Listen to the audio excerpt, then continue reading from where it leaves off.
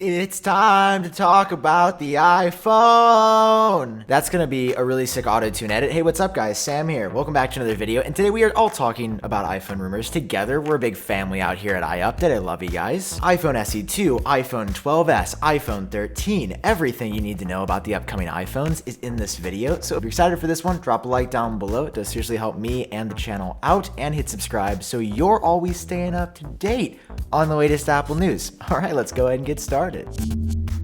But first, of course, is a fresh episode of Genius Bar Out, the podcast that I do with my pal John Prosser. And if you're looking for some long-form content, I love podcasts, so I would recommend checking it out down below. Love you guys. So let's go ahead and jump into this iPhone news, all right? We're going to start off with the lower-end iPhone SE, then go to this year's iPhone 12s, some fresh information about that, as well as talk about next year's iPhones. And I just wish, we could just skip to next year. More on that in a second. But let's start off with the second generation iPhone SE, a phone that many people love in its current state. Of all of Apple's products, I think the iPhone SE is super important, but it's definitely not the most innovative. It's called the SE, which, everybody speculates, does it mean special edition? We had the Macintosh SE back in the day. You guys let me know what you think SE means down below. I think it means super easy to make and manufacture because everything is so cheap inside. Essentially what this phone is a recycling program for Apple's assembly lines and other parts, because they've scaled production at such a length and way that it's super easy to make these, because it's essentially the iPhone 8, which was the iPhone 7, which was the iPhone 6. That's what the current iPhone SE is. And a follow-up to this, according to Guo Minxi, is coming next year in 2022. Now get ready, guys, because this phone is gonna just blow your minds, okay? It's gonna have two big upgrades. It's gonna have 5G. Oh, there's more. Okay, the crowd's getting excited. All right. And it's gonna have a faster processor. I warned you and said it wasn't gonna be that impressive. That's why I sort of led with, this is the cheapest phone and it's recycled. It's 5G and a faster processor. So likely when it comes out next year, it'll have the A14 processor inside, maybe the A15 if Apple's feeling real frisky, and 5G. But aside from that, I would expect super minor camera, screen, and quality upgrades. It's gonna be the same 4.7-inch display, still LCD, and still bottom of the barrel specs. But it's probably also gonna be only $300 or $400 like the current SE, so that's why you'd wanna buy it in the first place. You might be wondering why I'm in the shower. Well, it's because it's summertime. It's hot as hell outside, and WeVPN just started their summer sale. You guys know that VPNs help you stay safer and more anonymous online, and there's a reason I use WeVPN instead of everybody else. The guys over at WeVPN are a group of industry veterans that left all the other VPN companies doing sketchy stuff with your data in order to make a product that not only gets better every week, but that also cares about you. On top of that, WeVPN allows you to unblock content on now more than 350 streaming services around the world, meaning you can watch shows that aren't usually available in your area. I've used this and it's so cool. And right now there's a crazy deal happening. The summer sale is live, which means that for a limited time you can get 74% off and 3 months of free service when you purchase a 2-year plan. That's just $2.59 a month, and on top of that, when you use code iUpdate, you get an additional 10% off. Listen, there's a reason that I continue to work with WeVPN each and every single week, and it's because I use it and I believe in it. If you guys like what I do here on YouTube, then head over to wevpn.com/iUpdate and get started today. And of course for Apple, this phone is just a small piece to their iPhone puzzle. There's bigger phones coming. Like this year, we've got the iPhone 12s, and I think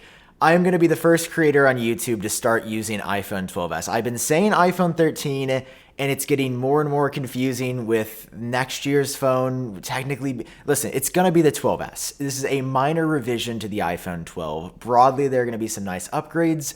Also broadly, it's going to be a much smaller update compared to what we got with the iPhone 12 in 2020. We got some recent info from TrendForce, who is about 75% accurate, that gives us probably our best picture yet of what these phones are going to be, which is, like I mentioned, just the iPhone 12, but a little bit better and a little bit more refined. That's what S years were for, and that's what we're getting. So let's start off with the iPhone 12s and the iPhone 12s Mini. So the Mini is sticking around, believe it or not. There's going to be a smaller notch here, but as far as design, it's going to look pretty much identical to last year. So the base phones are going to be moderately upgraded. Of course, A15 inside will probably carry most of the way. For the Pro models though, we're actually going to see some nice stuff, like a much upgraded camera system on the regular Pro, and then on the Pro Max as well, there will be like a better ultra wide autofocus. I know that's kind of a lot of words together, but ultra wide on both the Pros is going to be able to autofocus at a better rate, and it should be better in low light as well. The LiDAR sensor is also said to be remaining exclusive to the Pros, and 120 Hz is coming. This is going to be the twice as good refresh rate display. It's going to be the reason I buy the Pro in the first place, and it's something I've wanted for years. 120 Hz, it's going to be so good. And it hurts that we had to wait this long, but at least we got 120 of them now. There were also rumors that 1 TB of storage was coming to the iPhone, and I said a while back I didn't think this was going to be happening, and I still don't. I mean, John Prosser has said it is, but this latest report from TrendForce says no 1 TB, and I don't think anyone needs or wants that on the iPhone. I've never seen a single commenter say, man, I just wish I had a terabyte of storage. Like, most people are buying the base storage. I buy the base storage. 512 is fair, I guess.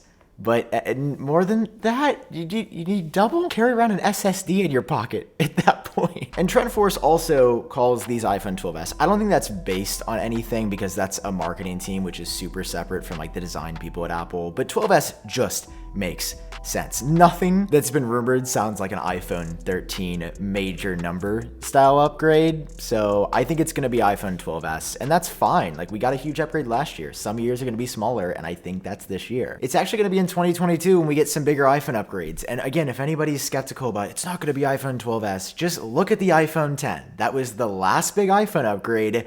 What came after the iPhone 10? iPhone XS, and then we went to 11. So second year of the iPhone 10 design was XS, third year was iPhone 11.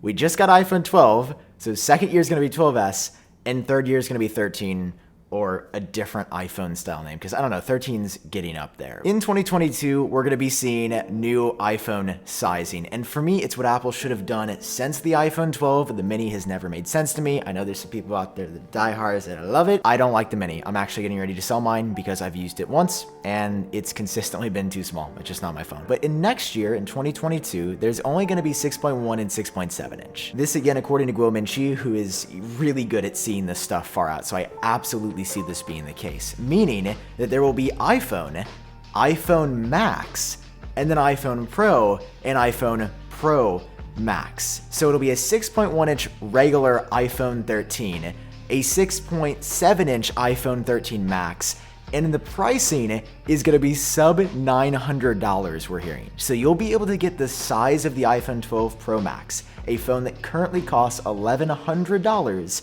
for more than $200 less without some of the Pro features. I think this is going to absolutely pop off when it happens, because so many people like the big phones, they just don't want to spend that much money.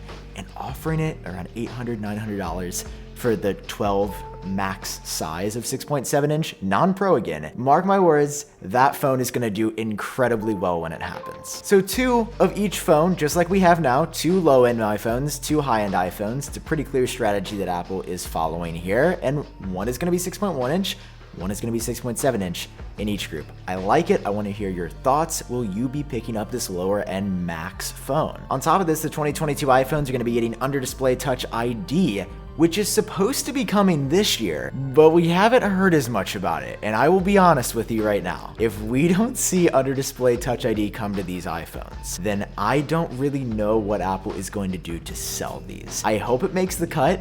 I hope we see it on the 12s, but the fact that Guo mentions it like as it's coming next year, that's a little bit sus, I'd say. It's just a bit sus what he's doing out there. And apparently I just didn't record an outro, so I'm currently like kneeling just to say bye. Okay, thanks for watching. Drop a like if you enjoyed. Hit subscribe for more. Apparently I'm in a rush. I was in a rush when I was recording earlier. So I hope you guys are doing great. I'll see you in my next video. Thanks for watching. Peace out. Bye.